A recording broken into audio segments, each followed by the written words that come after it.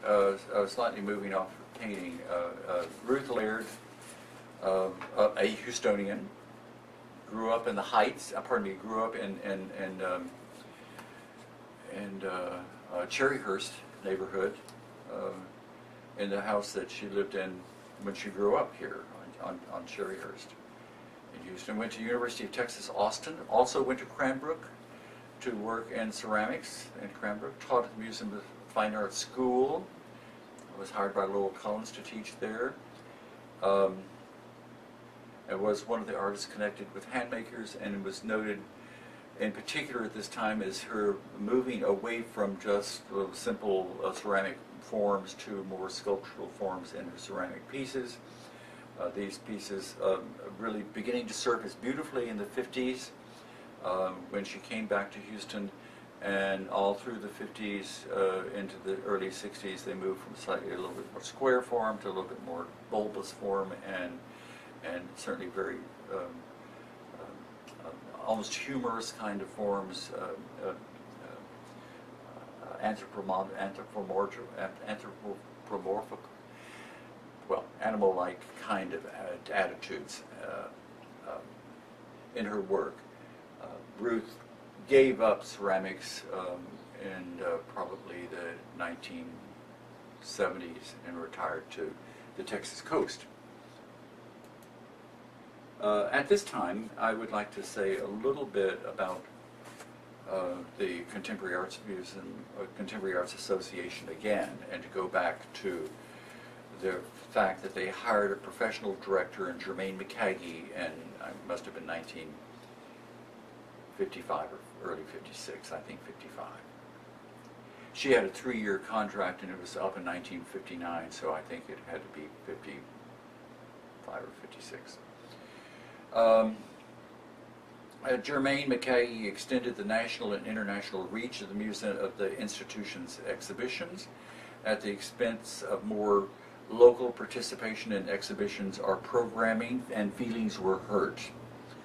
McCagey's contact was not renewed in January of 1959, so she continued to make exhibitions at the Museum of Fine Arts for what was then known as the Friends of Art, which later morphed into the Friends of the Art Department at the University of St. Thomas, where she was essentially installed as head of the art department at the University of St. Thomas. A brief aside to that, the University of St. Thomas, when John and Dominique de Menil came to Houston in the 40s during the war, John being president of the Schlumberger oil mapping company, settled in Houston and were citizens in Houston, and worked on boards of first the Museum of Fine Arts, and then at the founding of the Contemporary Arts Museum, and were beginning to slowly build their own personal collection. Had by, I think, 1948, hired Philip Johnson to, may have been a little bit later, to design their house. I think actually it was later, and they moved into their house around 1951, which is about the same date as Philip Johnson's own house in New Canaan, Connecticut, the glass house. That probably, the house moving into the house in Houston, the Menil house, probably could be dated to the opening up of San Felipe Road as from Kirby Drive west as a proper, road, cement road. It had previously been really a service alley from Kirby Drive all the way west. And if you will note, as you go next time someone drives down San Felipe Road, that from River Oaks Boulevard west, the Menil house is the only house that really faces, from that period, that really faces San Felipe. All the other houses, garage, face San Felipe.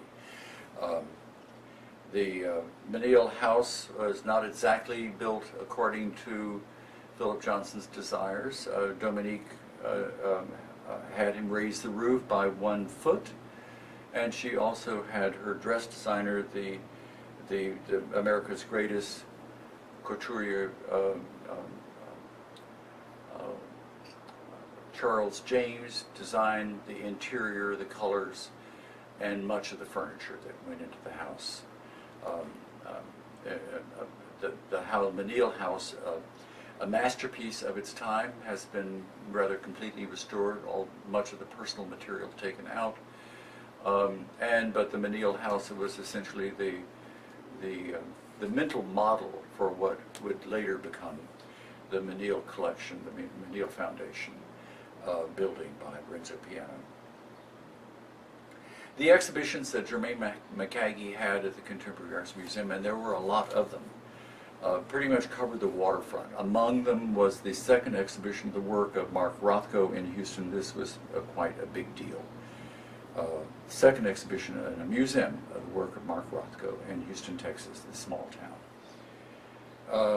Also exhibitions of Mark Tobey, of Morris Graves, of William Baziotes, of major exhibitions of surrealism, major exhibitions of welded metal sculpture, exhibitions of cast sculpture, major exhibitions of design.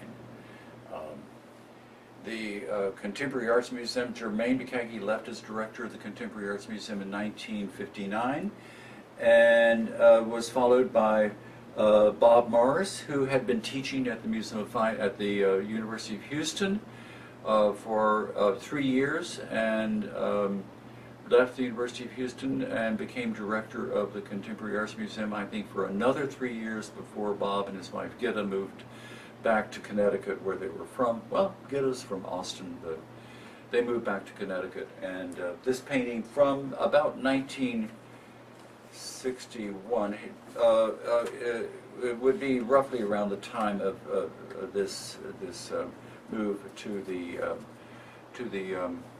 director of the Contemporary Arts Museum. Bob went to Yale. He studied with Joseph Albers. His early paintings, and I think this is later, I think this is probably 64. His early paintings were geometric abstractions using those kinds of color relationships that Albers promoted. He did win a major exhibition of at the Houston area show, I would say, in 1959, and with one of those kinds of paintings. Find that catalog. Probably his most interesting exhibition at the Contemporary Arts Museum was an exhibition of pop art called Pop Goes the Easel. It was the first time people in Houston saw the work of people like H.C. Westerman. These were not just your regular pop artists, but more sort of wacky pop artists. After Bob Morris left as director, he was followed in fairly quick succession by Donald, the writer, Donald Barthelme, the son of the Houston architect Donald Barthelme, who knew Central Church of, First Christian Church on Sunset at Rice Boulevard was finished about that time with a mural and stained glass by Seymour Fogel on the front facade. Donald Barthelme became a significant man of letters in the United States. Had a major career in New York. Then that was followed by another director, Wilson Burdett. And when the Contemporary Arts Museum moved out of that building, that one that you saw earlier, that little building by McKee and Camereth, that little building cost something like $4,000 to build initially. They moved to temporary quarters at St. Thomas University, using their gallery space on occasion, and then various other places. And the director at that time was Sebastian Adler, who was the founding director of the new institution, the new building of the Contemporary Arts Museum, designed by Gernard Brickerts of Bloomfield Hills, Michigan. And that building sits on the corner of Bissonnette and Montrose, catty corner from the Museum of Fine Arts.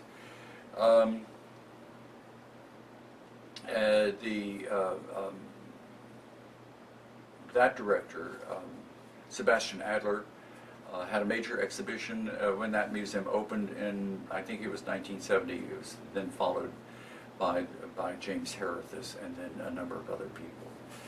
Going back a bit, because all of this is somewhat how mixed up. Going back a bit, I've mentioned to you before that the house architect at Rice University was David Parsons, who also taught at the Museum of Fine Arts School. The house sculptor at Rice University was David Parsons. Professor of sculpture at Rice Institute, and taught at the Museum of Fine Arts. He did architectural sculpture for new buildings at Rice, and this is a piece that he did for one of the new buildings at Rice. It would be the School of Music, I do believe. I don't have much background material on David Parsons. I'm sure that can be found.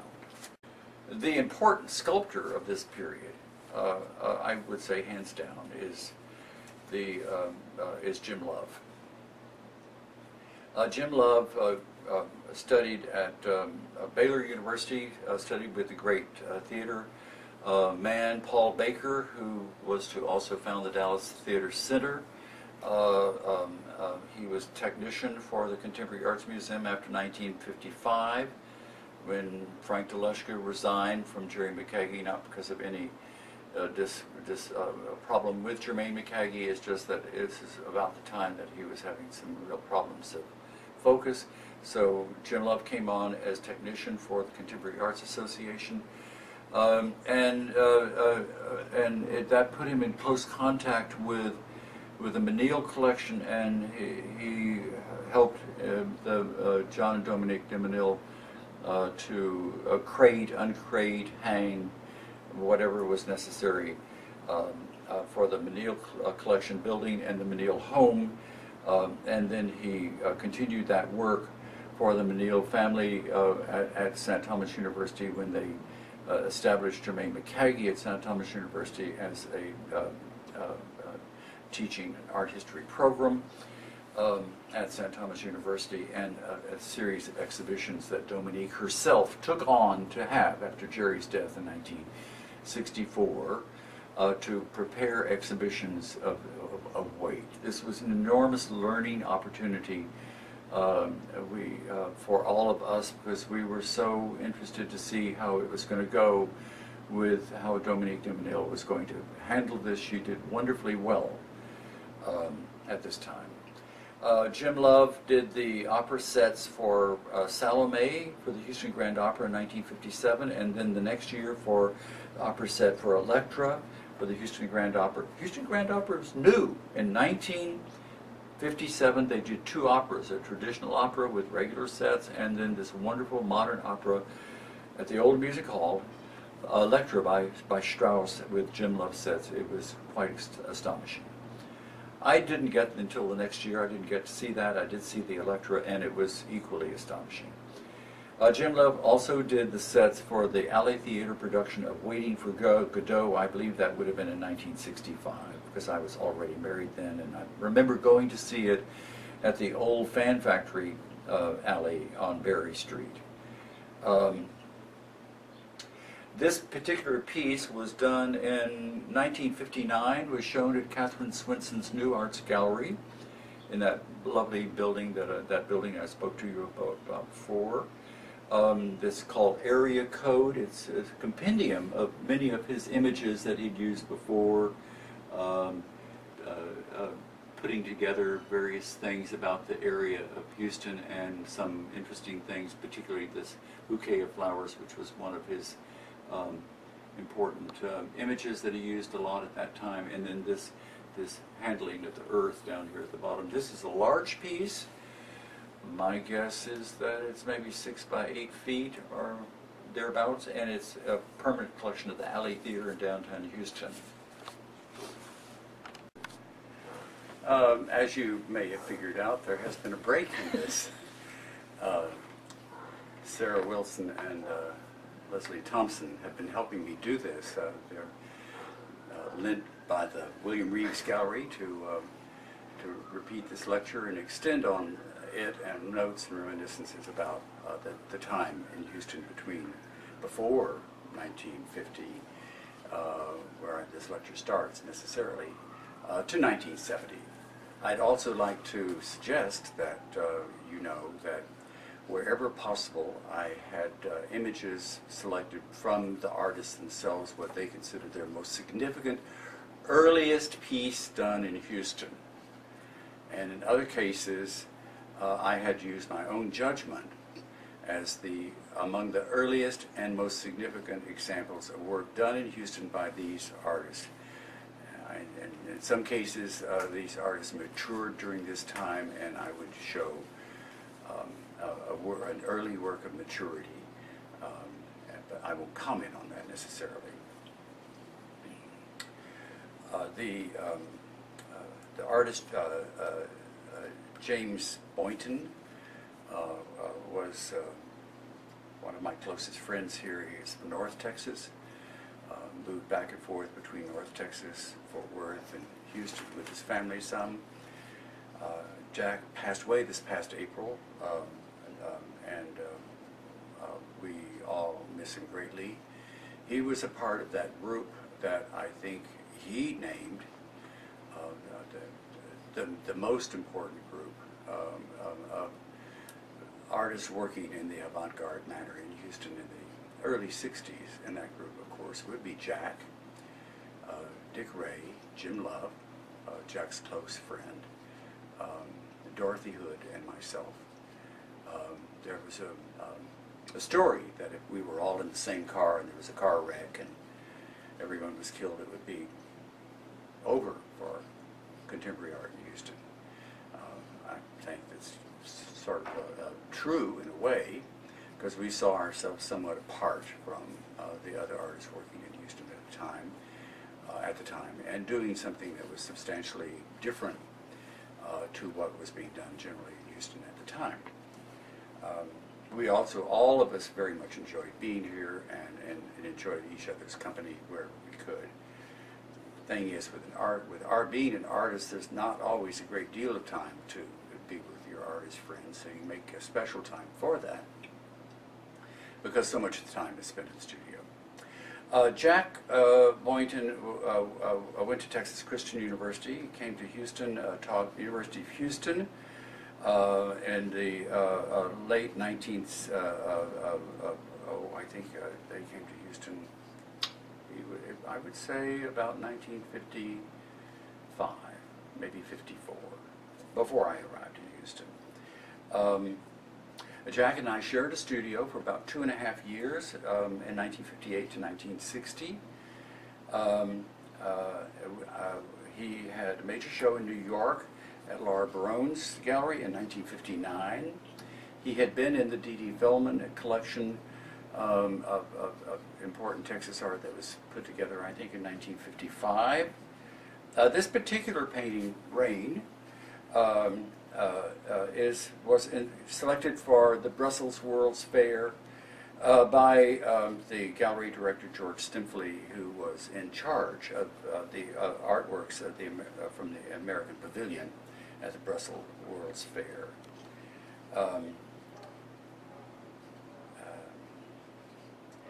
A quote from Jack: "We, so many of us, have remained devoted friends through the years as our work and our lives have shifted and changed."